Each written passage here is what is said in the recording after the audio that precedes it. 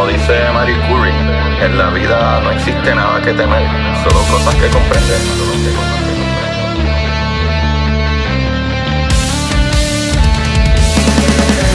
Recuerden correr y buscar la manera de aprender que más le divierta.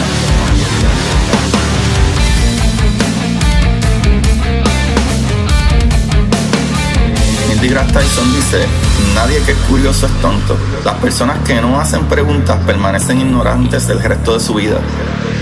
Y para ustedes, esto es curiosidad científica.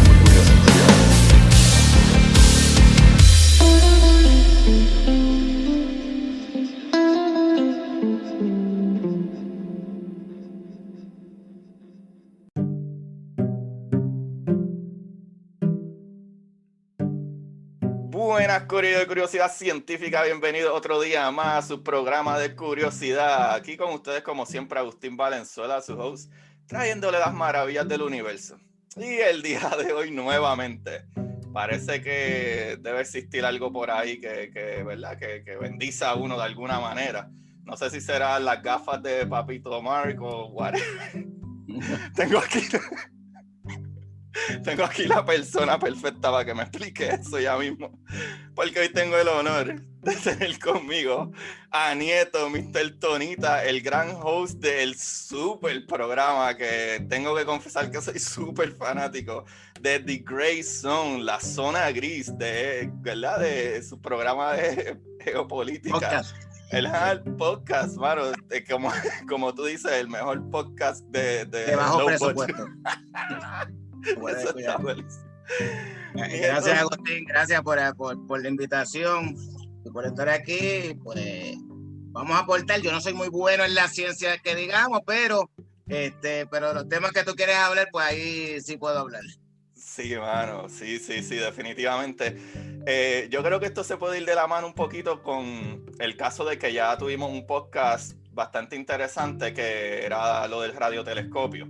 Lo cual no vamos a hablar mucho de eso hoy, pero el radiotelescopio está medio atado, ¿verdad? De la mano con los temas que vamos a tocar hoy, que básicamente se crean proyectos científicos o que tienen bases científicas, ¿verdad? Pero básicamente se utilizan por razones más políticas y de guerra y puedo decir espionaje, si se puede llamar de esa manera. ¿Qué tú crees de eso? La realidad es que casi todos los inventos científicos, por llamarle así, todas las creaciones científicas, todos los avances tecnológicos, en su mayoría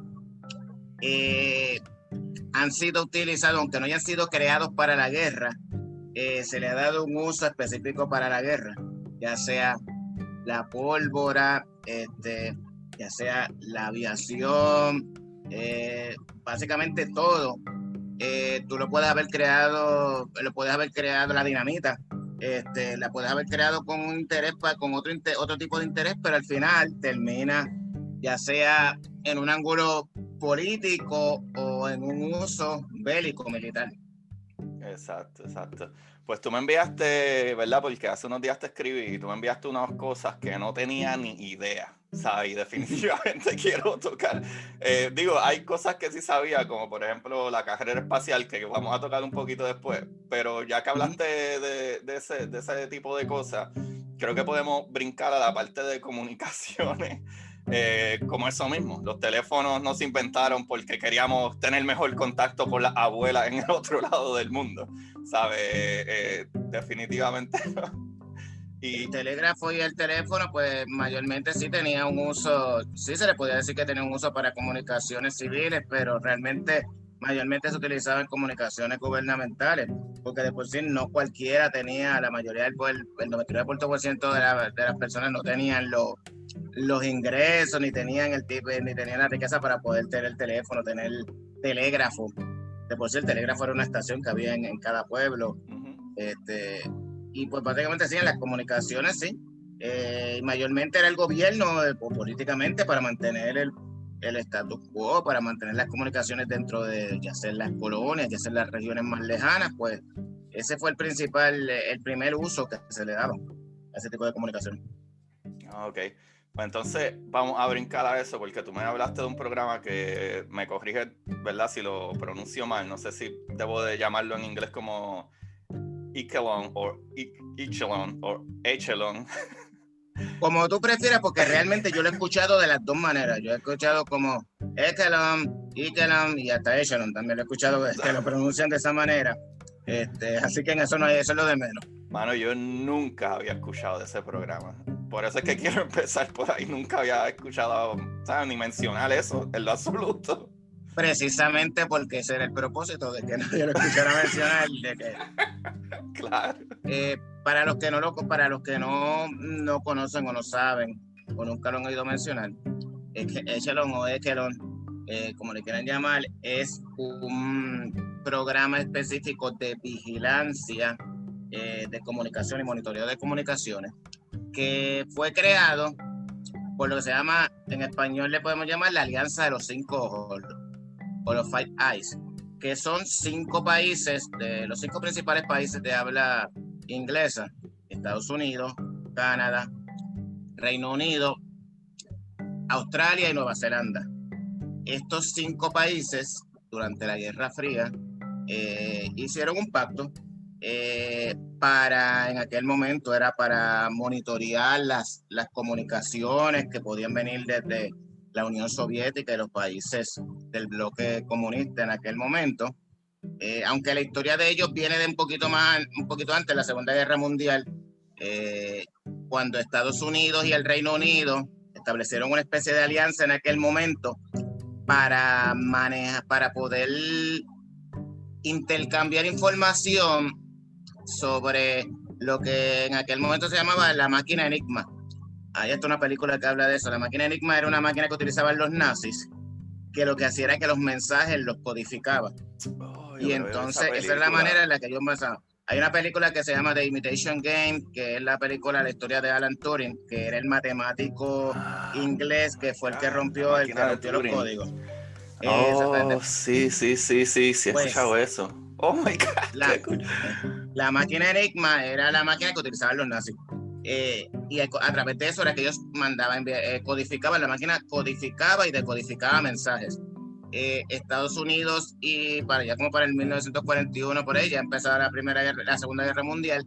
Estados Unidos y Reino Unido hacen una alianza precisamente para ellos intercambiar todo lo que podían, porque ellos tenían sus propios decodificadores que interceptaban los mensajes. El problema era tú necesitabas matemáticos para tú poder entender qué era lo que quería romper el mensaje, break the code. Entonces, ahí empezó todo. Una vez termina la Segunda Guerra Mundial, pues ahí añaden a Canadá y posteriormente a Australia y a Nueva Zelanda. Ellos empiezan a comunicar, o sea, básicamente este programa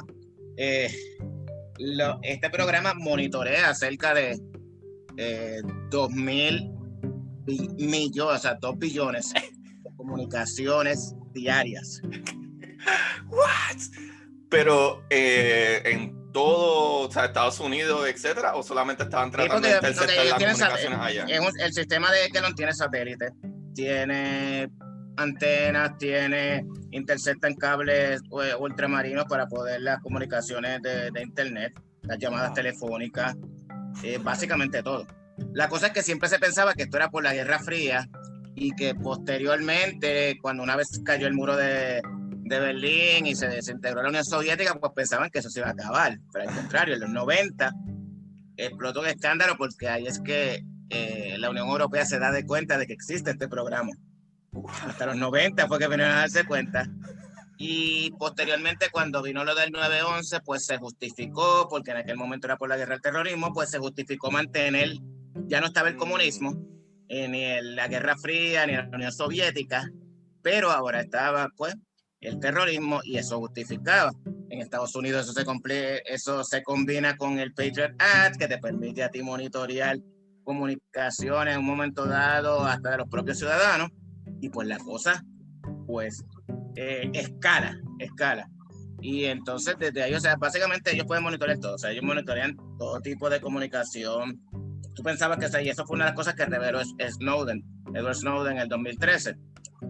La realidad es que Estados Unidos no, todos ellos espiaban cada quien espía en su área, que espían comunicaciones telefónicas, llamadas, mensajes de texto, emails, básicamente todo.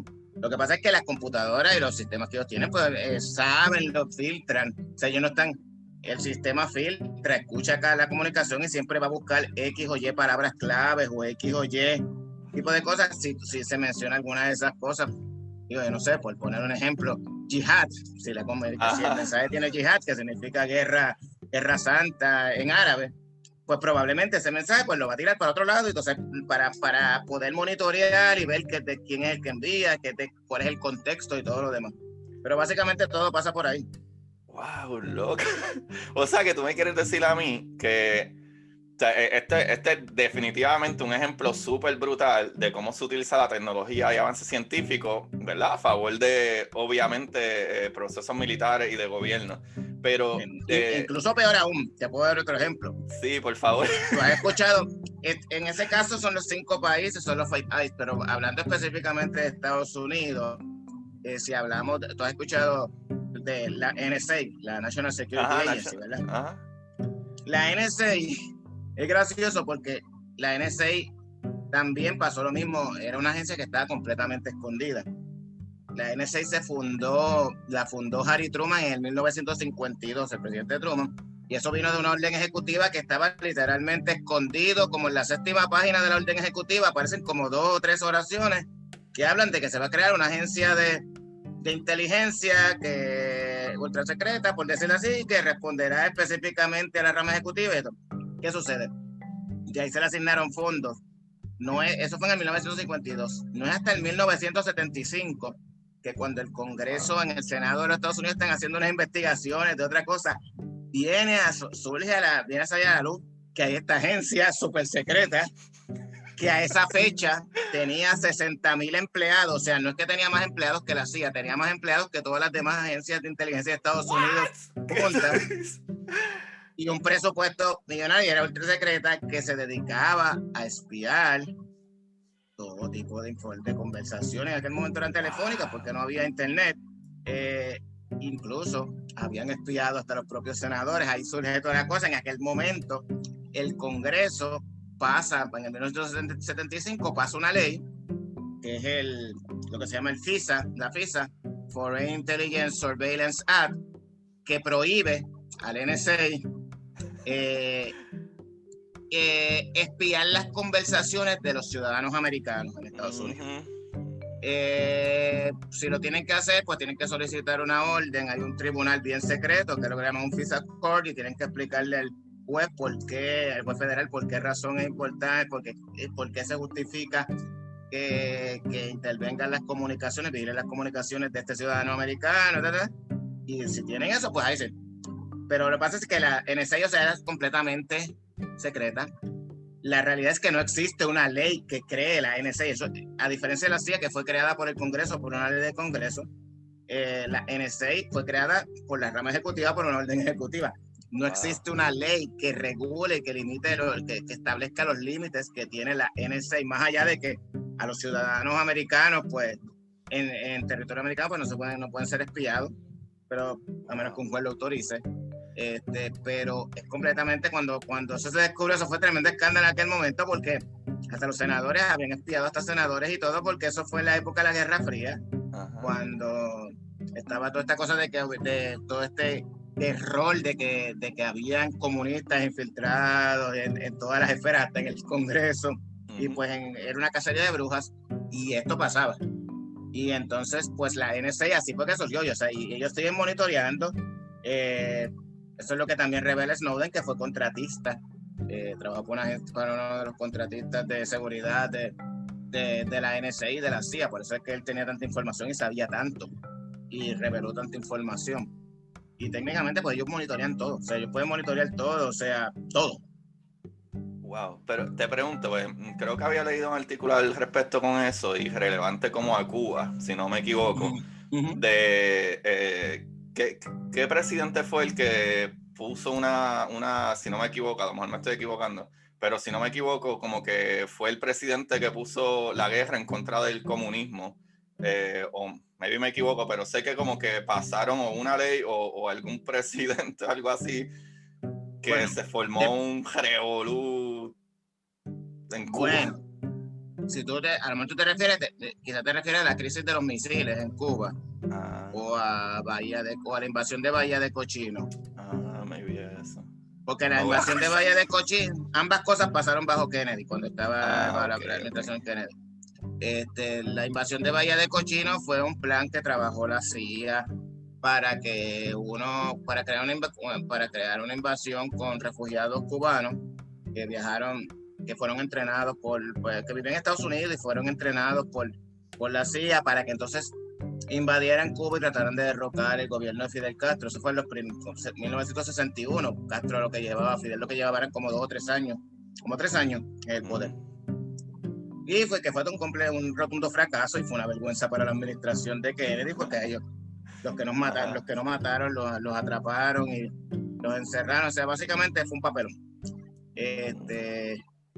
Y puede ser uno de los casos, pudiera ser ese. Lo otro que tú me estás mencionando, que me suena muy parecido, que fue el otro gran evento que ha pasado en Cuba, fue la crisis de los misiles, que fue también más o menos por esa misma época, para el 62, que fue cuando cuando Estados Unidos descubrió que la Unión Soviética estaba moviendo misiles nucleares a Cuba, o sea, lo que significa que ya estaban en el range para no solamente Florida, sino para bombardear casi cualquier parte de la costa este de Estados Unidos, incluyendo Washington, D.C. Wow. Y eso fueron 28 días de tensión, porque Estados Unidos estaba tratando, obviamente, estaba a punto, esa es la vez más cercana que el mundo estaba en una tercera guerra mundial, de una guerra nuclear, porque habían estas tensiones. Es verdad que los soviéticos estaban haciendo eso también porque Estados Unidos le había puesto una serie de baterías de misiles nucleares en Turquía, que es miembro de la OTAN, y pues eso hacía como que le quedara cerca. O sea, básicamente, tú me pusiste misiles que me quedan a mí, que me pueden bombardear a mí en Moscú, pues yo te estoy poniendo misiles a una... Finalmente, la cosa estuvo tan tensa porque Estados Unidos le montó un bloqueo de barcos, un bloqueo naval para que los barcos no llegaran a Cuba. Los barcos soviéticos, y los soviéticos también estaban trancados. Finalmente se llegó a un acuerdo en el que al final los soviéticos renunciaron a tener los misiles nucleares en Cuba, a cambio de que también los americanos sacaran los misiles nucleares en Turquía. Más o menos fue un pacto así fue como se dio.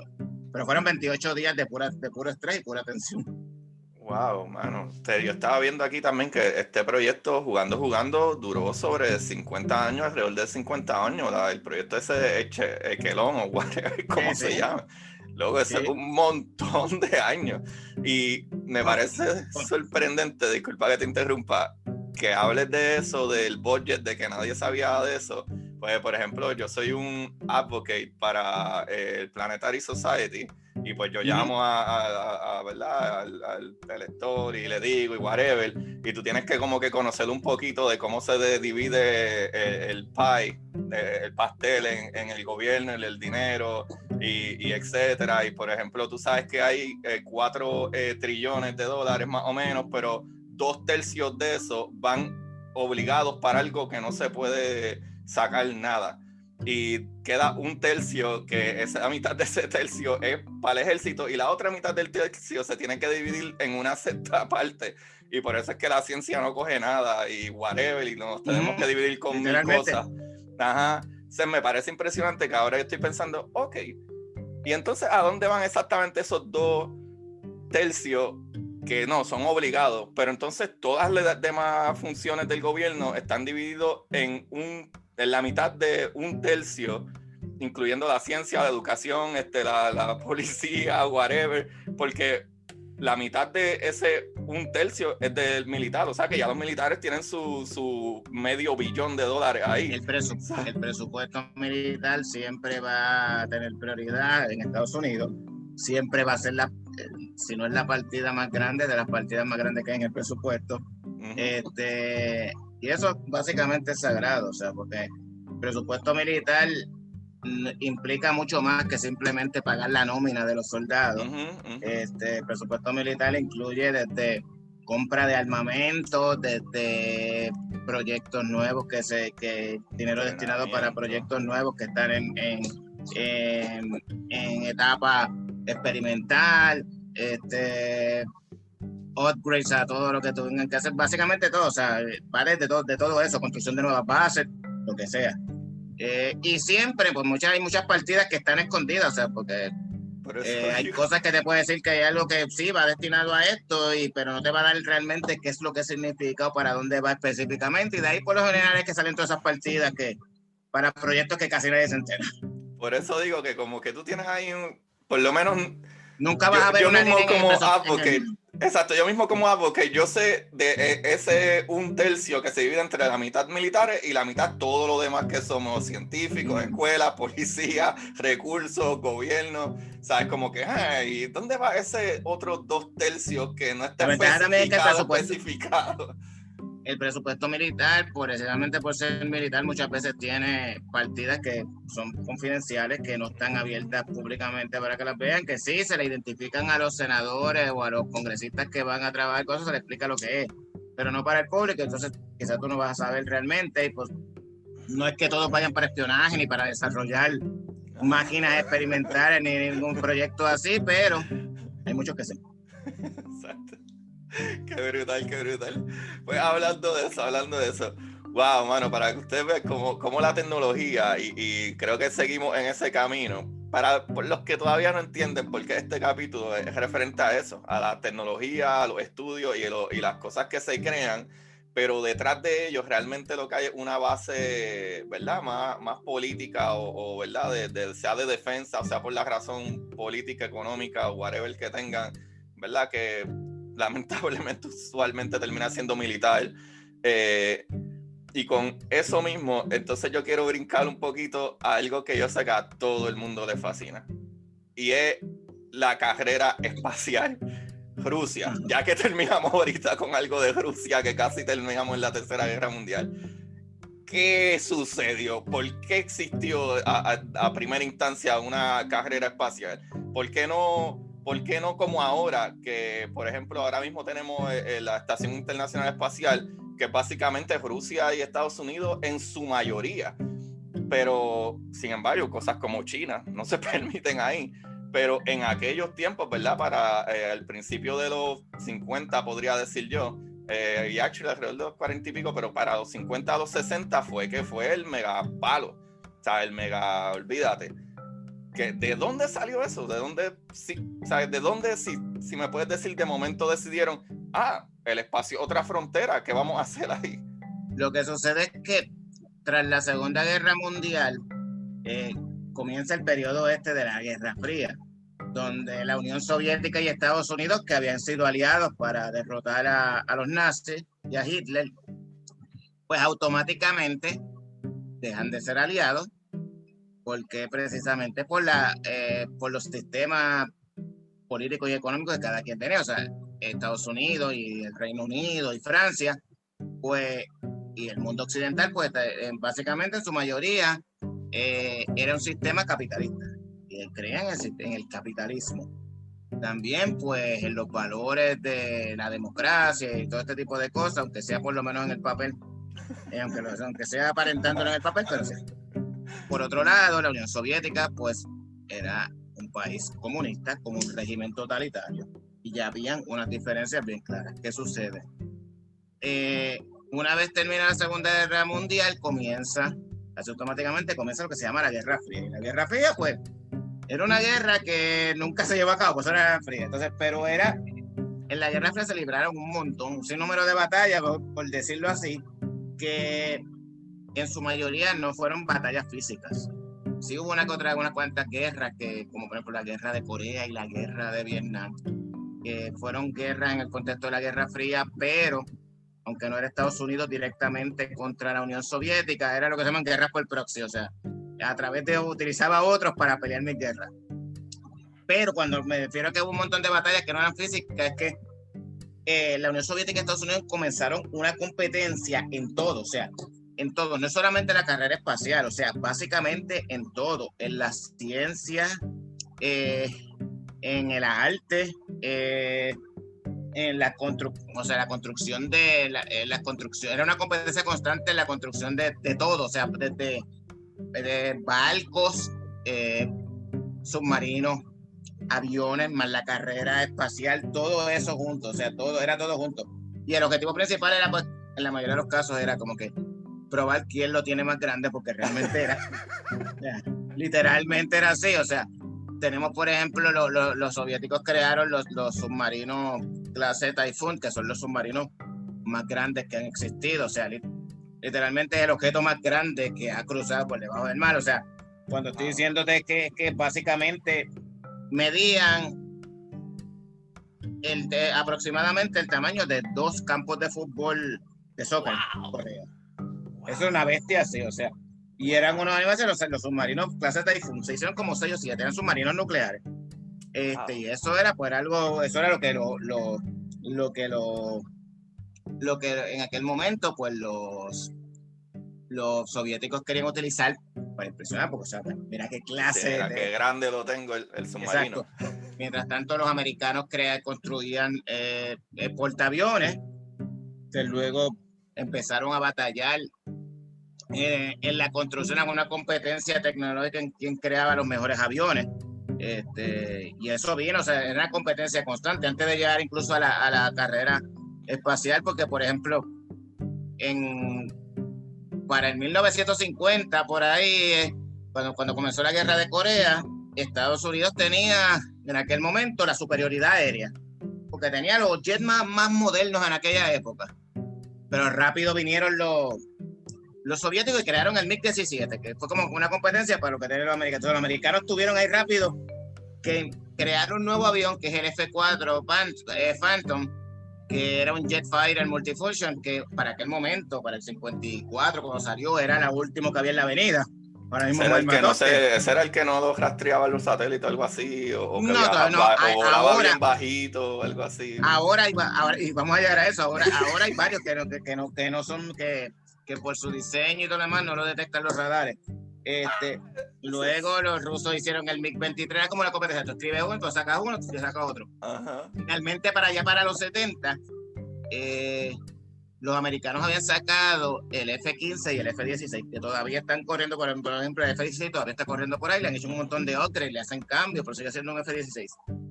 Y los rusos en aquel momento, los soviéticos en aquel momento, encargaron a sus compañías que necesitaban dos tipos de jets. Uno que fuera lo que se llama un jet de superioridad aérea, que era para competir con el F-15. Superioridad aérea que son jets que están hechos para lo que se llaman dogfights, que es para estar, para que como veías en las películas de Top Gun, para pelear con otros aviones en el aire. Ajá, maniobrar y exactamente. Y entonces también que crearan uno más ligero, más económico, más manejable para poder competir con el F-16, porque el F-16 sigue siendo el avión más vendido, que el jet fighter más vendido. O sea, lleva casi 40 años, más de 40 años. Y le han hecho sus cambios, le siguen haciendo sus upgrades, le siguen haciendo. El último que le hicieron es el F-16X, que ya ni parece un F-16, pero sigue siendo F-16. Hicieron un montón de upgrades.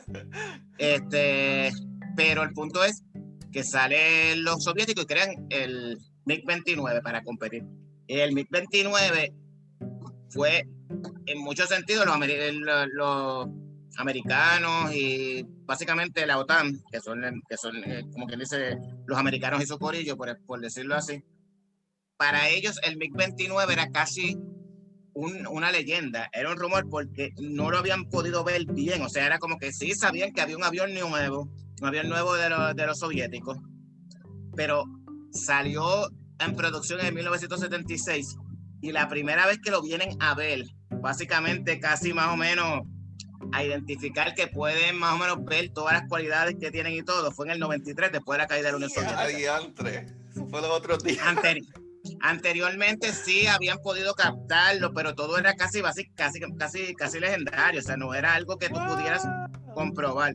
Y en ese momento, en el 92 creo que hubo una feria de aviones en Francia, algo así, y ahí fue un piloto ruso, soviético, y llevó el avión y se vio lo que podía hacer, porque ese avión lo crearon de una manera que permitía hacer un montón de cosas que le quitaban manejabilidad y estabilidad para crearle mayor velocidad y maniobrabilidad. Y en aquel momento ese avión fue diseñado que podía hacer unas piruetas, unas maromas que ningún otro avión hasta aquel momento se pensaba que se podía hacer. Y era una sorpresa, y ese es el MiG-29. Y fue creado, y fueron creados para competir con los F-16, pero por lo general nunca han habido esas batallas así. Pero son creados para eso. Ahora mismo están los que se llaman los aviones, los jet fighters, los 5G de quinta generación, que Estados Unidos tiene el F-22 y el F-35. El F-35 es el bien conocido porque han salido como limones, salieron caros con cojones y no, no sirven. Y no han salido muy buenos, sí han tenido con muchas fallas. Los F-22 fueron creados, se pusieron en servicio en el 2003, 2004 por ahí. Y salían tan caros su construcción que en el 2009 se paró el programa. Actualmente es solamente como 140, 150, pero son los mejores, los F-22 son los mejores aviones que existen, los mejores jet fighters que existen. Al punto que Estados Unidos no los vende. Solamente, o sea, se paró la producción y no se venden. Literalmente no se venden. Sí, como que ellos no quieren que ningún otro país tenga ese avión en sus manos porque es la bestia de los aviones. Exactamente. Wow. Y el F-22 es como, se parece mucho al F-35, lo que pasa es que el F-35 es más para trabajar aire-tierra, o sea, no lo detectan los radares, al igual que el F-22, por una mezcla de la forma en que le hacen el diseño, la pintura que le hicieron, la pintura que tiene que refleja la luz solar, o sea, básicamente es un tipo de tecnología bien al punto de que en el radar, cuando tú ves se puede ver como si fuera un punto, de forma por lo general de detectarlo. Y además de que los F-35 hay algunos que están hechos para despegar de forma vertical, como si fuera un helicóptero. Que son los ideales para utilizarlos en portaaviones y todo eso, porque no necesitas una pista realmente. Sí, la cadenita esa que se agarran con el piquito. Exactamente. Y los F-35, el F-35 es como un F-22, pero tiene unas ventajas, lo venden, es más caro, tiene supuestamente mejor radar y 20,000 cosas, pero no es un jet fighter para estar en el aire peleando con otros aviones. Normalmente está hecho para bombardear, para entrar, no me detectaste, vine, bombardeé, me fui y no supiste qué te pasó. Exacto. Y eso es lo que se llama quinta generación 5G, porque los jet fighters por lo general están se les incluye por diferentes generaciones. 5G son por lo general estos Street Fighters que están hechos son diseñados para que no sean detectados en los radares. Rusia tiene el Su-57, que es más o menos en esa misma línea. Y alguna de la tecnología pues puede ser parecida, no se la copiaron, pero alguna tecnología sí puede ser parecida. Entonces China ahora recién sacó el J-20, que es su versión de los 5G, y ese se robaron tecnología tanto de los rusos como de los, China. Americanos. China no. Por lo general normalmente tiende a hacer ese tipo de cosas. Y por lo general, pero de todos, por lo general el F-22 va a ser el mejor. Aunque el Su-57 de los rusos es buenísimo, tiene unas fallas con el motor que tiene un montón de features, pero está cabrón porque te lo vendes con un montón de features y ellos te lo pintan con un montón de features, pero no le puedes, la mayoría de esos features no los puedes alcanzar ahora mismo, porque la única manera de que los pueda tener es que tiene que ser con un motor específico, y ese motor específico cuando empezó a salir daba problemas con otras cosas, o sea que tuvieron que poner un motor menos potente para que el avión no explotara técnicamente. No. Así que hasta que no corrijan ese otro error con aquellos motores, el Su-57, o sea, no va a llegar nunca como que a su peak, porque para llegar a su peak necesita el motor que necesitan que reparen. Y el de los chinos, pues, es buenísimo, pero básicamente es una copia de tecnología de los rusos y de los americanos. Okay. Pero todo esto para que veas que hay una competencia constante en todo. O sea, básicamente, así siempre ha sido. en lo de la carrera espacial, que era lo que todos nos desviamos para llegar a la carrera espacial. Yo la estoy pasando brutal. Empezaron en la carrera espacial. Normalmente los rusos en todo momento fueron los que estuvieron dando cantazos a los americanos. Líderes. Los americanos siempre estaban atrás. O sea, el primer satélite o la primera nave que salió, el Sputnik 1, pues fueron ellos primero, y fue en el 50. No, por aquí, por esos detalles se me olvidaron. 56 no fue. 56, si no me equivoco. Sí, creo que fue en 56 ya. 56. Y luego mandaron al primer ser vivo, que fue Laika, la perra, en el 57. Ahí hay que... un ser vivo maybe grande. La verdad es que a la gente no le importan los insectos, pero actually ellos primero ya habían enviado los mosquitos esos que le salen a las frutas cuando se pudren. Las moscas fruteras. Exacto, moscas fruteras, esa misma María, gracias. Y después pues enviaron al perrito, el cual obviamente pues... Y la perrita se murió. Luego enviaron dos, después ellos enviaron dos, y los dos esa vez que olvidaron la Tierra, eso sí pudieron sobrevivir un par de años después. Y los americanos después mandaron chimpancés, hasta que la gente empezó a gritar que no hubieran vendido a los pobres chimpancés. Sí, no les importaba el perro, qué clase de... El chimpancé, porque se parece a un humano. Pero si mientras no parezca un humano, manden lo que sea. La verdad que son bien hipócritas. Y en el 61, pues ahí los soviéticos nuevamente dieron otro paso al frente cuando dieron el primer hombre al espacio, que fue Yuri Gagarin. Y pues una vez pasó eso, ahí es cuando Kennedy, que ya de por sí, eso fue el 61, ya había pasado, se combinaron unos cuantos factores. Había pasado el revolú que te hablé ahorita de Bahía de Cochinos, que había sido una vergüenza para su administración y otro tipo de cosas. Y ahí es que tratan como que de desviar un poquito la atención con vamos a empezar y vamos a poner el hombre en la luna. Además de que pues estaban quedando mal frente a los soviéticos en todo esto de la Guerra Fría.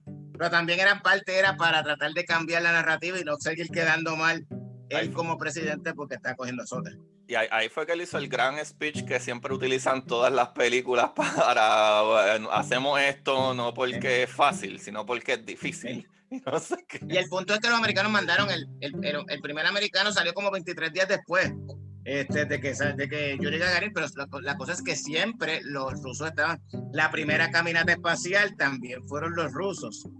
Entonces, yo creo que ellos orbitaron la luna. La verdad es que ellos no se parquearon en la luna, pero yo creo que ellos habían orbitado. Una sonda llegó primero. Lo que pasa es que no habían enviado un ser humano a la luna. O sea, en todos los sentidos, la única vez que los americanos pudieron estar al frente fue cuando enviaron al hombre a la luna. Ahí fue lo único. Y una de las razones principales es porque ese proyecto, que una de las razones principales por la que se les ha hecho difícil volver a la luna, es que en la prisa y en la carrera espacial, todos estos proyectos que se enviaron, todos estos naves que se crearon por allí, no fueron creadas para más adelante repetir el proyecto. Era como que necesitan, precisamente porque tenías esta prisa de que tenías que lograrlo, porque lo que dijo Kennedy era que tenía que ser antes que acabara la década. O sea, por lo tanto, tenía que ser en el 69, tenías hasta el 31 de diciembre del 69 para hacerlo, para cumplir. Y ahí es que viene eso, y los proyectos, la mayoría de los expertos te van a hacer, los ingenieros te dicen que esas naves fueron creadas para que pudieras llegar, pero no es como que para que después esa nave pudiera volver a reusarla y poder seguir con el programa como los transbordadores que se hicieron de una manera diferente. Lo más bello de cuando vino ¿verdad? Los transbordadores, esa es la era más hermosa de la NASA, que lamentablemente en el 2011 pues se paró, pero te iba a decir algo al respecto de eso mismo.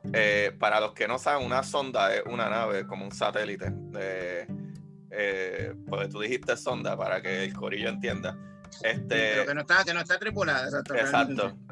Que es lo que hicieron ahora recientemente los chinos. Hicieron algo parecido porque enviaron el año pasado una sonda a la luna y cogió muestras con sus robots. Cogieron muestras y pues regresaron. pues nosotros tenemos ahora mismo una misión que viene de camino, que se envió hace casi 6 años atrás, que es la Osiris Rex, que fue a Venus, que es un asteroide que hay, y recopiló muestras, pero básicamente como un mes antes, otra sonda de los chinos fue a otro asteroide, hizo lo mismo que hizo Osiris Rex de nosotros en otro asteroide.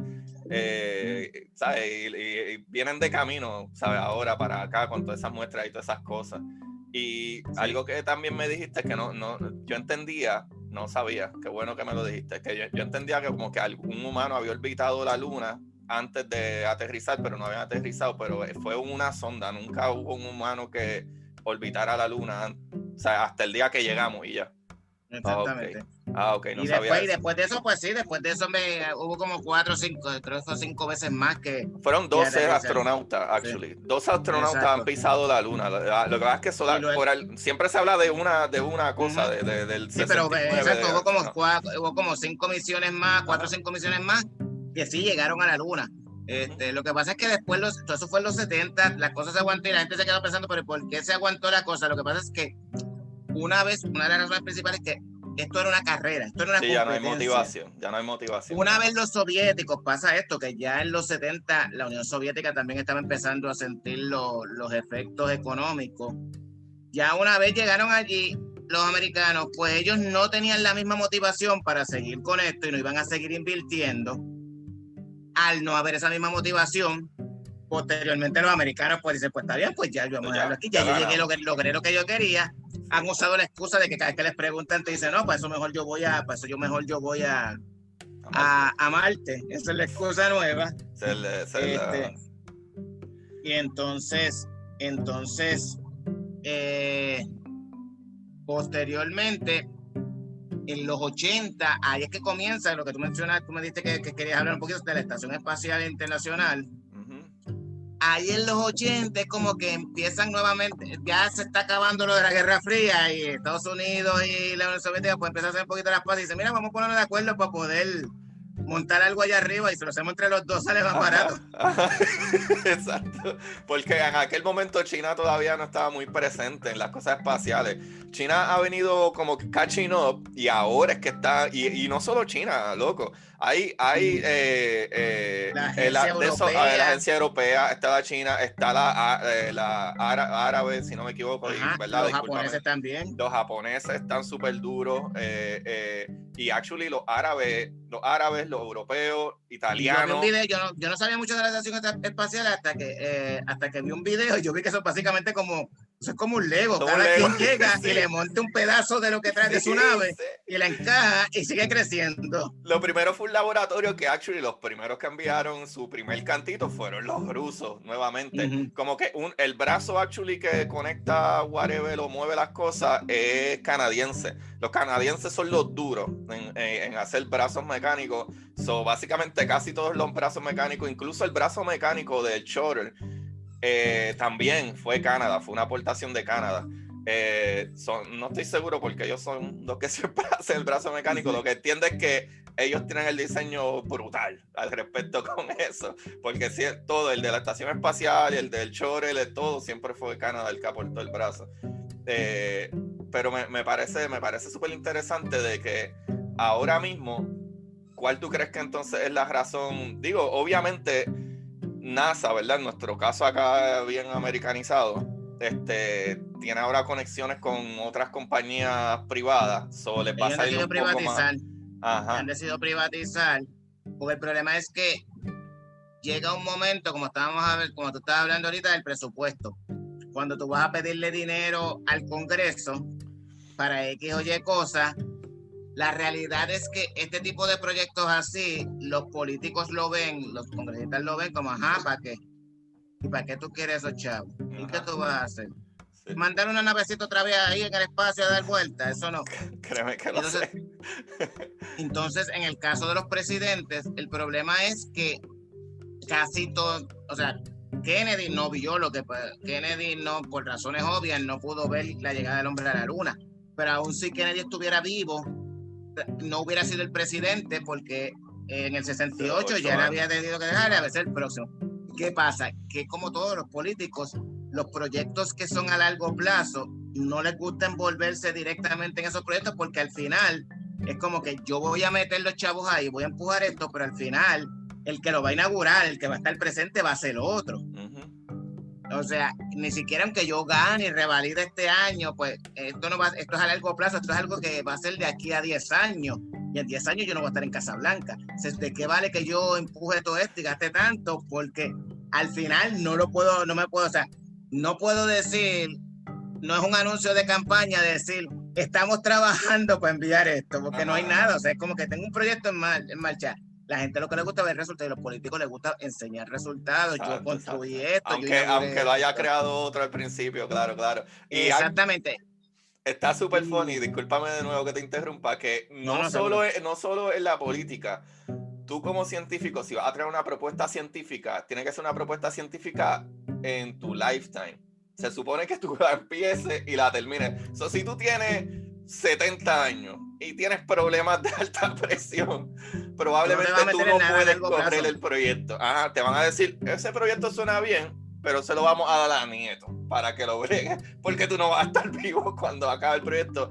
Es algo medio político también en la misma ciencia, pero sí, los proyectos científicos usualmente tienen que ser un proyecto que sea un lifetime, ¿sabes? Una expectativa de que sea en tu vida, que tú puedes comenzar el proyecto y correrlo, y proyectos científicos duran 20 años. 30 años. Exactamente. ¿Sabes? Y el político siempre te va a preguntar, ¿cuánto tarda esto? ¿Cuánto queda esto?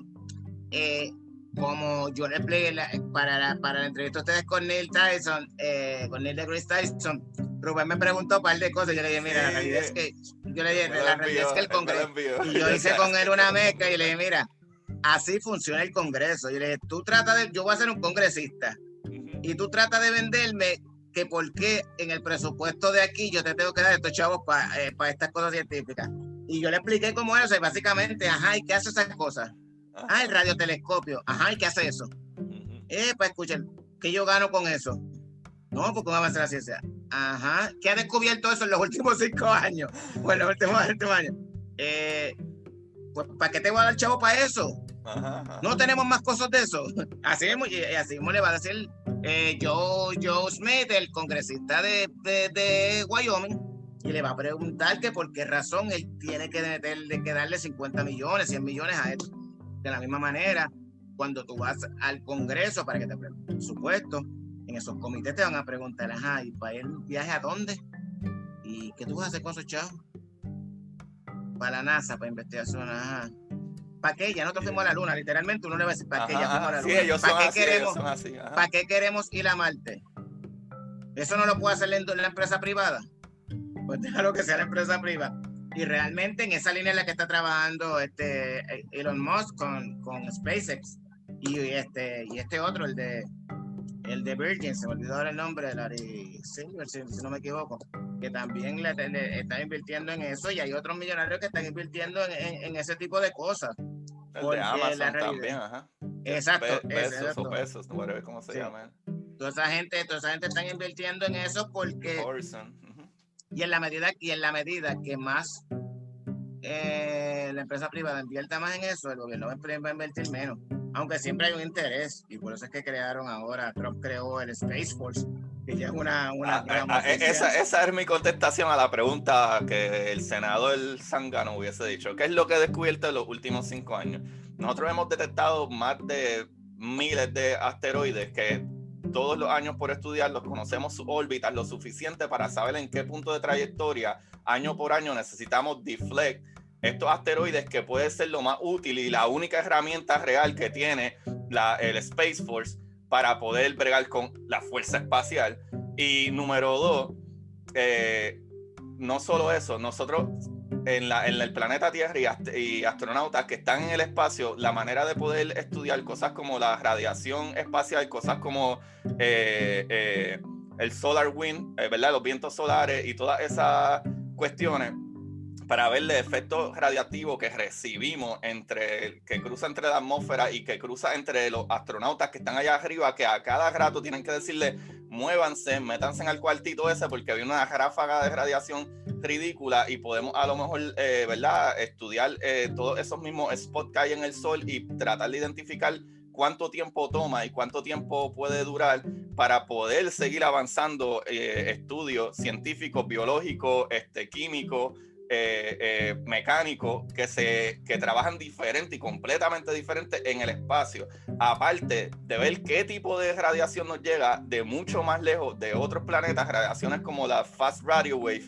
que no sabemos ni qué es, pero no existe otro equipo, otro instrumento que pueda reflejar a ese plato que nosotros tenemos y volver a reenviar la luz para atrás para ver cuánta distancia o de dónde viene, para poder identificar, si podemos identificar de dónde viene, que no sabemos, y si es que esos mismos Fast Radio Wave viene de una civilización más inteligente. La única manera de hacerlo eso es con $40,000, que sería no compre un avioncito ese año y ya tienes el único artefacto que puede servirte para tu Space Force. Fuera de ahí, el Space Force es los que están clipeando papel ahora mismo en su misma oficina que tenían siendo el Air Force. Me van a decir, hay algo adicional a lo del Space Force, eso sí, porque el Space Force, el otro punto no es ni siquiera para amenazas espaciales realmente, sino es para tener defensa contra los satélites que los chinos están trepando allá arriba. Ajá. Porque eso en la realidad puede ser la única realidad. Por eso. Pero eso esa fue mi contestación. Y el congresista te va a preguntar que si él leyó en algún lado, vio un video en algún lado de que los chinos están trepando satélites que pueden tirar rayitos, que pueden tumbarnos los satélites de nosotros allá en el espacio, que si esos chavos son mejor para meterle rayitos láser a los satélites de nosotros. Y yo le voy a decir, ¿tú sabes qué es lo que pasa? Que allá arriba en el espacio, tú no puedes, número uno, hay una cosa que para tú tirar rayitos es la fuerza electromagnética. Los láseres funcionan con electrones cargados, que toda su onda, mucha cantidad de electrones van corriendo la onda al mismo tiempo. Como es una fuerza electromagnética, tú no puedes controlar a un láser que corra ni del espacio a la Tierra, ni en el mismo espacio, como salen Star Wars y todas esas pendejas. Yo vi un video en YouTube, pues yo le voy a decir, enséñame el video de YouTube, porque las leyes de física, cómo funcionan, y la electromagnética, te dice que ese rayito, ¿sabes? Tú no puedes simple y sencillamente controlar un rayito en el espacio, que la fuerza electromagnética don't dilute o se trague esos electrones o esos fotones, porque en ese momento es un fotón, porque es luz.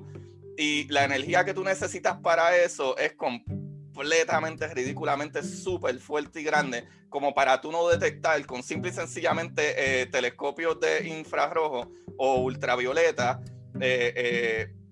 que hay armas allá arriba, lo cual, anyway, desde aquí abajo tú no las puedes destruir, ¿sabes? En lo absoluto. Aparte de que si tú estás orbitando el planeta, tú vas a unas 60,000 millas por hora. Trata de disparar algo tú yendo a 60,000 millas por hora y que todo está corriendo a 60,000 millas por hora. A ver a qué caramba le vas a dar. No, tienes que tirar más adelante para que le den más adelante cuando esté pasando. Pero sí, honestamente, sí. Ese es el tipo de debate que tienen allí, y muchas veces eso tú tienes que explicarle al congresista que es el que va a soltar los chavos y convencerlo, y a veces no es tan fácil. No, es cierto. Yo estoy jodiendo aquí. Pero mano, tu caso puede ser fuertecísimo, pero si ya él tiene en su mente que no, porque yo no te voy a decir que no, exactamente.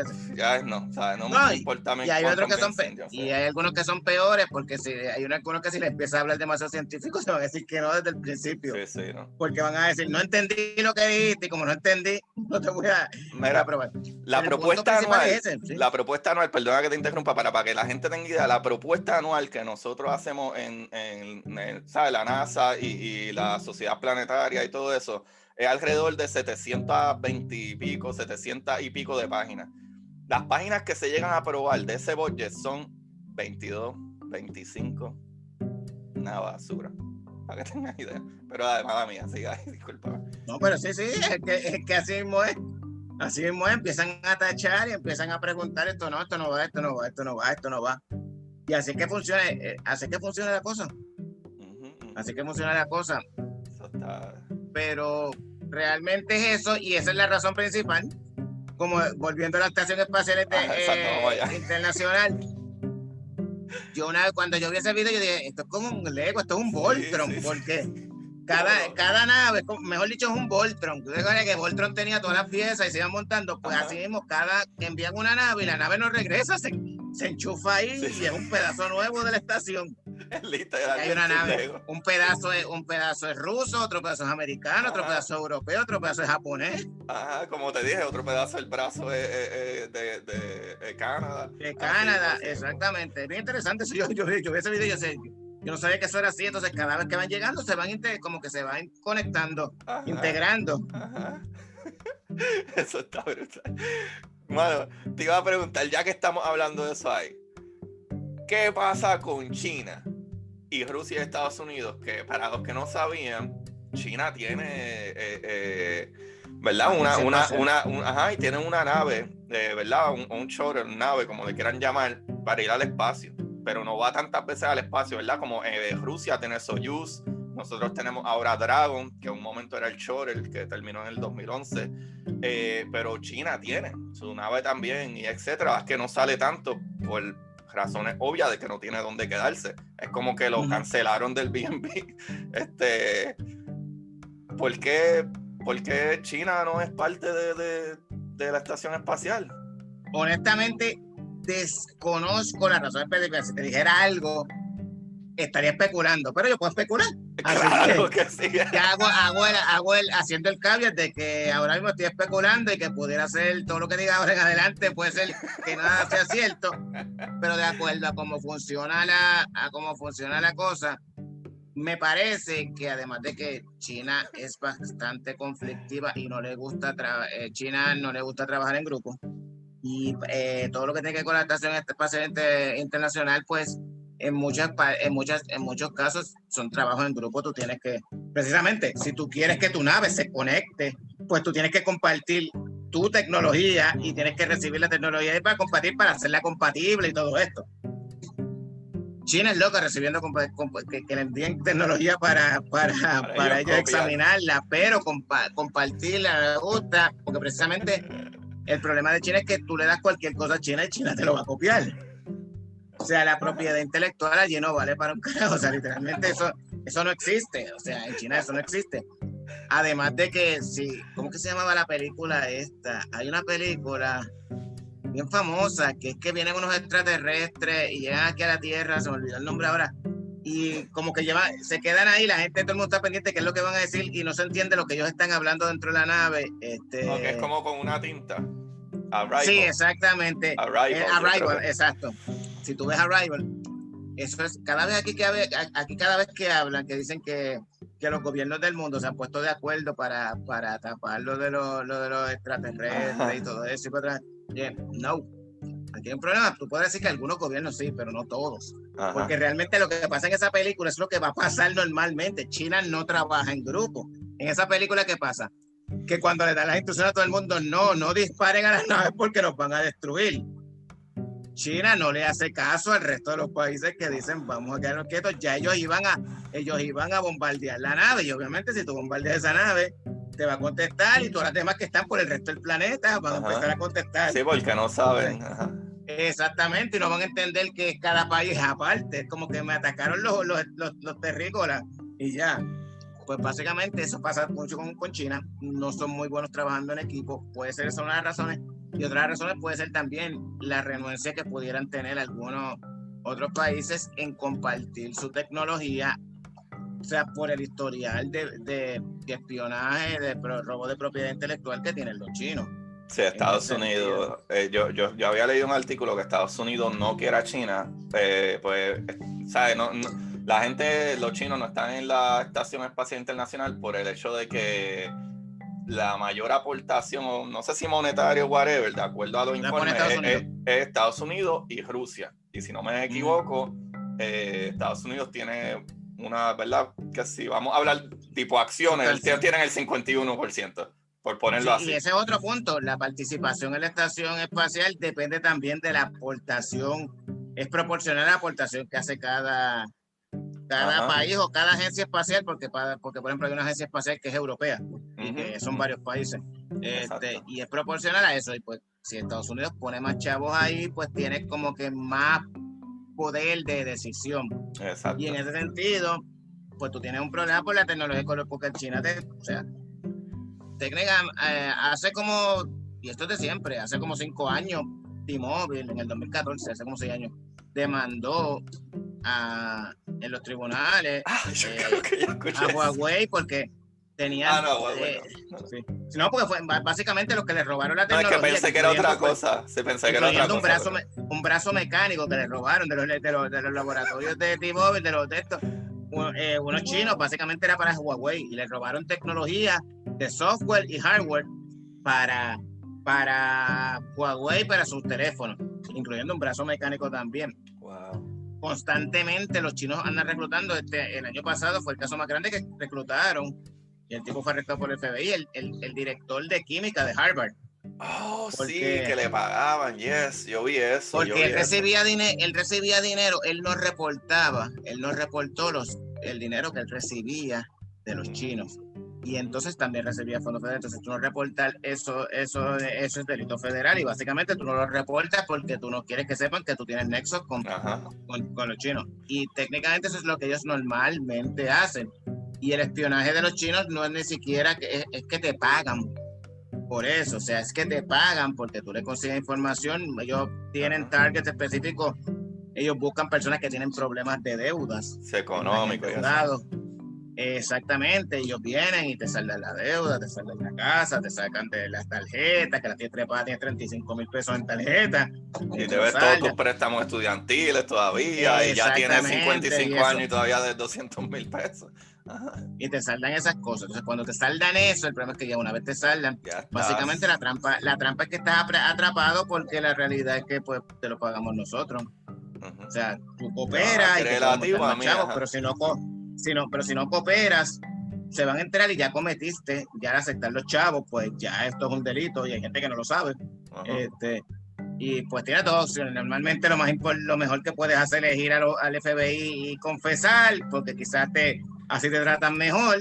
Pero hay gente que no, hay gente que simplemente pues cae y sigue buscando, y ellos lo que quieren es que le des información, que le den, que le consigan información, muchos también vienen, muchos estudiantes que vienen desde allá, ahora están tratando de hacerle como que mejor background, pero la realidad es que la mayoría vienen desde allá, estudiantes, y vienen a aprender aquí. Yo el otro día también había habido un caso que hasta en cáncer, porque habían de MD Anderson, el Instituto de Estudio de Cáncer, tuvieron que salir de 3 estudiantes asiáticos, porque ellos nunca hicieron el disclosure que ellos tenían nexos o conexiones con el gobierno de China. Y al tú no hacer el disclosure, pues automáticamente quedas descalificado. Y tú no haces el disclosure porque tú no quieres que sepan los nexos que tienes, de la manera que se hace la negociación. Wow. Pues hablando de cosas más ridículas y explosivas, yo voy a hablar aquí un poquito medio nerd, pero gente tan maravillosa como lo que es Marie Curie, Niels Bohr, Rutherford, Heisenberg, toda esta gente eran unos duros en física de partículas, a nivel que ellos movieron súper adelante lo que era la fusión nuclear, por lo que se crearon bombas nucleares, y todos estos grandes científicos que fueron los padres de la física nuclear y la composición del átomo y todas estas cosas, tuvieron participación, ¿verdad? Todos estos grandes científicos y físicos que nosotros celebramos hoy en día tuvieron participación en un programa que a lo mejor mucha gente ha escuchado, pero yo creo que algo bastante de la historia y definitivamente político y de guerra, que se llama el Proyecto Manhattan, The Manhattan Project. ¿Qué sucedió con el Manhattan Project? Aparte de que eran, si no me equivoco, los 40, ¿verdad? La Segunda Guerra Mundial fue que vino a empezar el Manhattan Project. Que si sabes un poco de eso, como que porque sé que había, por ejemplo, un proyecto de los alemanes que incluso Niels Bohr y Heisenberg trabajaban para ellos al principio y luego cruzaron y trataron de escapar. La realidad es que la mayoría, los principales, igual que no solamente para eso, los principales científicos que aportaron no solamente ese proyecto, sino también a los proyectos tanto de los rusos como de los americanos para enviar los cohetes al espacio, eran científicos nazis, eran científicos alemanes. Una vez acaba la Segunda Guerra Mundial, cada quien se repartió. Sí, es verdad que ejecutaron a algunos nazis, los juzgaron, otros los cazaron, pero los científicos no fue así. Los científicos se los repartieron. Estados Unidos buscó algunos y la Unión Soviética se quedó con otros. Y ellos fueron básicamente quienes desarrollaron el programa espacial de cada uno de ellos. De igual manera, como tú mencionas, el proyecto Manhattan, que no es nada más que el proyecto que desarrolló la primera, lo que ahora mismo sería la bomba atómica, lo que llaman la bomba nuclear o la bomba atómica, dependiendo cómo le quieran el tipo de modelo que sea. Eso tú sabrás mejor. Sí, eran en su mayoría, eran alemanes o extranjeros.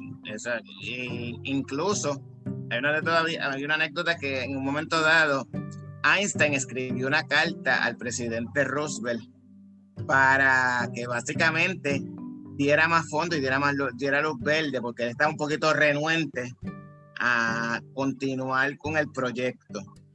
Y la carta de Einstein, aunque Einstein no participó activamente como tal, la carta de Einstein fue básicamente como para darle legitimación, como para que el presidente Roosevelt en ese momento dijera, mira, ok, Einstein está diciendo que esto procede, esto no son unas loqueras de esta gente y que esto no va a quedar en nada. Y él aportó en ese sentido. Si mal no recuerdo, el creador, uno de los principales creadores, después él estaba arrepentido porque él originalmente su idea no era que fuera utilizado como un arma, exactamente, que era lo que estábamos hablando al comienzo. Exacto. Y él luego estaba, cuando él vio una de las primeras pruebas, él vio y quedó impactado y como que básicamente como que no, o sea, yo creé esto y como que... Sí. Y supongo que posteriormente cuando vio lo que pasó en Hiroshima y en Nagasaki, pues me imagino que peor aún. Toda esta gente, hay actually un documento, pues usualmente muchos capítulos de jueves, los capítulos que yo hago regularmente los lunes es ciencia y whatever, física y whatever. Pero los capítulos de los juegos yo trato, al menos que tenga alguna otra cosa, whatever, pero trato de traer estos personajes de la ciencia. Y uno de los capítulos, por ejemplo, Niels Bohr y el mismo Rutherford, si no me equivoco, Rutherford, ellos incluso escribieron cartas o documentos más adelante pidiendo de que por favor ningún otro científico apoye estos movimientos de verdad que estén basados con fondos militares. Porque, ¿sabes? Definitivamente ellos se dieron cuenta como que, wow, el entender cómo funciona el núcleo atómico, de la manera que funciona, y al tú fusionar material, ¿verdad? Elementos químicos, que esos átomos están tan condensados, que tienen tantos protones, ¿verdad? En ese núcleo, tan condensados que es una maravilla en cuestión de la ciencia y todo lo que podemos hacer y cómo entendemos. Incluso gracias a esas cosas que sabemos la edad que tiene nuestro planeta, porque nosotros entendemos tan brutal como es el decaimiento radiactivo, que sabemos cuánto tiempo va a tomar que whatever material, vamos a decir una piedra, tarde en perder su radiación, y sabemos que tarda un montón de años, y por eso sabemos con muestras que tenemos en elementos, ¿verdad? O material como los silicones, que es otro material más que capturaban esos pedazos de sea urano, o sea lo que sea, plutonio, y vemos su decaimiento radiactivo y podemos decir, wow, está jodiendo, estuvo aquí por fácil 4 billones de años para que esté en este estado ahora, que ahora es otro elemento, ¿sabes? Y eso nos lleva a entender cuánto tiempo lleva el planeta, cuánto tiempo lleva, ¿verdad? Nuestra galaxia, y podemos estimar bastante cerca el tiempo que llevamos aquí, pero entender eso también como la gran Marie Curie, que fue la madre de lo que se llama el polonio, que es un material radioactivo, y el radio, que es otro material radioactivo, que ella murió literalmente se enfermó por la radiación, pero ella fue la que encontró, y todos los demás científicos, Bohr, Heisenberg, Rutherford, Schrödinger, todos dicen que Marie Curie fue la que descubrió el decaimiento radiactivo, ¿sabe? ¿Verdad? Y está brutal que, como quiera entender esto, que podemos utilizarlo para saber cuánto tiempo llevamos, qué es lo que llevamos, pero también se lleva, ¿verdad? Lamentablemente al plano militar, al plano de eso, pues es completamente dañino, ¿sabes? Entender cómo funciona el núcleo, entender cómo tú puedes funcionar ese núcleo, que con una pequeñita parte de material que sea, ¿verdad? Que su núcleo está súper cargado, tú puedes crear una reacción, ¿sabes? De descarga nuclear tan ridícula que un gramo de esa cosa puede destruir, loco, ridículamente. O sea, la reacción nuclear es ridícula. O sea, cuando todo ese núcleo se choca y se comprime demasiado que no puede más, la descarga nuclear es, ¿sabes? Obviamente, como sucede con las bombas que tú ves y todavía lo que pasó en Hiroshima y Nagasaki. O sea, que una cosita que tú ves que es del tamaño de, I don't know, de una bicicleta, si la comprime, puede destruir una ciudad completa, ¿sabes? Pero, o sea, con lo que quiero llegar es como que, por alguna razón, a lo mejor, yo creo que esa es parte de por qué la gente piensa como que, la ciencia esto, la ciencia aquello, y tienen el dilema religioso con la ciencia, etcétera. Es como que no. O sea, la ciencia no trabaja para destruir o hacer cosas malas. La naturaleza es el ser humano y la naturaleza humana. Exactamente. So, disculpa que te haya interrumpido. No, pero está perfecto. La pólvora fue creada para fuegos artificiales y para otro tipo de uso. La dinamita fue creada para demolición, para romper montañas, para crear túneles, crear carreteras. Y todo se utilizó, pues se cambió y se sigue utilizando. La pólvora eventualmente terminó utilizándose para las armas de fuego y para los cañones, la dinamita. Todavía, ¿verdad? Que se usa para las pistolas. Exactamente. El láser fue descubierto los láser, me corría si eso fue utilizado para un montón de procesos desde salud hasta de construcción y todo eso, y ahora ya se están utilizando en algún tipo de cierto tipo de armas láser, sobre todo en los barcos militares, precisamente para derribar drones o para derribar otro tipo de aviones de era, o sea, y va a seguir evolucionando y eso va a seguir creciendo. Entonces la tecnología se sigue utilizando poco a poco, o sea, se sigue desarrollando. La inteligencia artificial va por la misma línea. Ya el propósito que tienen en algún momento el ejército de los Estados Unidos es que en algún momento dado la gran parte de su arsenal sea inteligencia artificial, o sea, desarrollar aviones que ya no van a ser drones, que se van a ver como los drones que vemos ahora, que siempre son aviones regulares, pero que van a ser no tripulados. Y a lo mejor un escuadrón va a ser un escuadrón de un solo avión tripulado con 5 no tripulados, manejado a través de inteligencia artificial y todo esto. Entonces, son aplicaciones que le va dando el ser humano y que independientemente del descubrimiento científico o el avance tecnológico, al final terminan al servicio de las Fuerzas Armadas, al servicio bélico. Como decía, como dijo el presidente Eisenhower, que fue el presidente que vino que estuvo antes de que John F. Kennedy, y que fue un general de la Segunda Guerra Mundial. Wow. Él, cuando se retiró en su último discurso antes de entregar la presidencia, él dio un discurso televisado en el cual él advertía sobre los peligros del Military Industrial Complex, en Estados Unidos. Y él decía pues que básicamente que ellos tenían lo que quiso decir entre líneas y todo, que ellos tienen el control.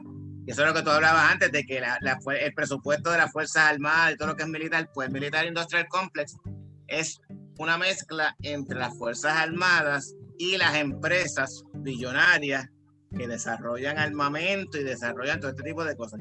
Y esos son básicamente un cuarto poder, y eso va por encima de cualquier del Senado, del Congreso, del presidente. O sea, el mismo presidente de los Estados Unidos, el mismo Eisenhower, que era un general del ejército, lo reconocía y decía el peligro que tenía el Military Industrial Complex. Wow, mano, yo creo que no podemos acabar el capítulo más brutal que como tú acabas de cerrarlo. El peligro del Military Industrial Complex. De verdad. Wow, bro. Mano, Nieto, esto está brutal. De verdad que tú me has volado la cabeza hoy. En verdad he tenido una suerte brutal con esto. Mano, no te quiero dejar ir todavía hasta... yo en mis capítulos, usualmente al final del capítulo, recomiendo un libro o casi siempre recomiendo un libro. Si no, pues puedes recomendar lo que sea. No tiene que ser de ciencia. Yo leo libros de ciencia como ciencia ficción, como lo que sea. O no tiene que ser un libro, puede ser una serie como la otra vez. La serie que tú me recomendaste cuando estuviste en Birra Lounge la primera vez, cuando pasó lo del general que mataron, que explica lo de... Soleimani. Ajá. Tú recomendaste la serie de qué sucedió de lo del 9/11 más o menos, que te lo explicaba. The Dark Tower. De Dark Tower, wow, súper brutal. En Hulu, todavía es original de Hulu, siempre va a estar ahí. Es muy buena, esa es la historia, si no la han visto, es una miniserie de 8 capítulos, 9 capítulos, no me acuerdo, específicamente, que trata sobre cómo se llegó al 9/11, todo lo que pasó antes del 9/11. Los egos. Ajá, exacto. De Dark Tower, pero esa fue la recomendación que le hizo aquel momento y era solamente para traer un ejemplo, pero por eso te digo, como que no tiene que ser libro o no tiene que ser de ciencia, puede ser cualquier recomendación de algo que tú últimamente viste, escuchaste o simple y sencillamente leíste, que tú dijiste, wow, loco, esto me gusta un montón, esto me fascina, y verdad que nos pueda dar una recomendación antes de irte. Bueno, lo único que puedo recomendar, no es muy científico que digamos, pero sí, no importa, si tienen la oportunidad y si les gusta el terror, hay una muy buena serie en HBO Max ahora mismo que se llama 30 monedas o 30 coins, es una serie española de terror, pero va por su tercer episodio, son creo que 10. Muy buena, muy buena, o sea, literalmente muy buena, bien recomendada. 30 coins, 30 monedas, en HBO Max, serie española, pero es tremenda, es una mezcla. Si tú metes en una licuadora, metes a El Exorcista, Stranger Things, con el Da Vinci Code, con el código Da Vinci, todo eso junto, y te sale esa serie. Eso es como que aterrador con fantasía y cerebro, un poquito de cerebro. Y conspiraciones, exacto. Nice. Wow, esto está brutal. Nieto, pero ¿cómo te conseguimos? ¿Cómo te conseguimos en las redes? Pues en Twitter me consiguen por @MrTonitas. Mi podcast está en todas las plataformas, en Apple, en Spotify, en Google, Dick Grayson, ahí hablamos de temas de geopolítica y todo eso, pero básicamente geopolítica, los conflictos, las cosas que están pasando, un poquito del mundo del narcotráfico en México, todo eso. Así que sí, mano, cuando tú empiezas a explicar que los últimos capítulos no han sido de eso, pero vayan como 2 meses para atrás. Sí, lo que dicen los narco report. ¡Wow, brother! ¡Qué brutal! ¿Sabes? Esos capítulos están fuera de liga, ¿sabes? Porque tú explicas desde el hijo de aquel, porque este era el papá, pero este ya está viejo y tiene estos hijos, y estos hijos los chapitos hicieron no sé qué. Y está súper entretenido. De verdad que sí. Socorillo, ya ustedes saben, vayan a Dick Grayson, ¿verdad? En todas las aplicaciones de podcast. Busquen a Nieto, ¿verdad? Como Mr. Tonita o Nieto en Twitter y las plataformas que él aparezca por ahí. Él siempre está disponible. Y yo creo que tú eres una de las personas más accesibles. O sea, literalmente uno te escribe y tú siempre contestas. Y eso está brutal, por lo menos en Twitter, que es por donde usualmente yo te escribo. Sí. Pues, corillo, ustedes ya me conocen. Yo soy Agustín Valenzuela, su host. Búscame en Curiosidad Científica Podcast en Instagram y Curiosidad Científica en Twitter. Y también pueden conseguir mi libro, Curiosidad Científica, el arroz con, ¿verdad? Ay, Dios mío, Curiosidad Científica, el universo en arroz con habichuela en Amazon. Y pues, corillo, como siempre les digo, busquen la manera de aprender que más les divierta. Gracias, Nieto, le pasa brutal. Gracias a ti por la oportunidad. Con que era orden, ya tú lo sabes.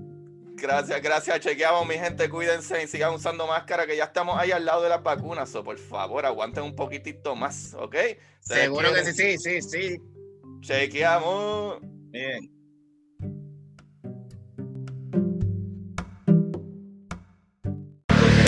Y para ustedes, esto es Curiosidad Científica.